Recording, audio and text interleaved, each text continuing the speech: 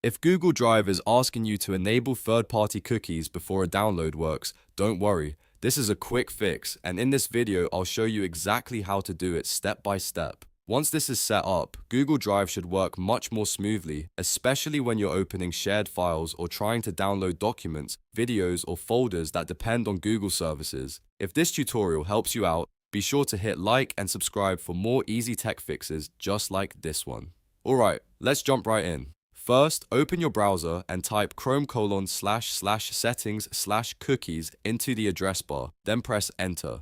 This takes you directly to the cookie settings page in Chrome, where you can manage which sites are allowed to use cookies. If you're using Google Drive often, this is the safest place to make the change instead of guessing through random menus. Once the settings page loads, scroll down until you find the section called Sites allowed to use third-party cookies. This is the part of Chrome where you can create exceptions for websites that need third-party cookies in order to function properly. Google Drive is one of those services that can sometimes need this permission to load files correctly or complete downloads without errors. Now click Add. A small window will appear asking you to enter a site. In that field, you have two good options. You can type *google.com if you want to allow all Google services, which is useful if you use Gmail, Google Drive, Google Docs, and other Google tools regularly. Or, if you want to be more specific, you can type drive.google.com just for Google Drive. After that, make sure you check the box that says including third-party cookies on this site. This part is very important because without it,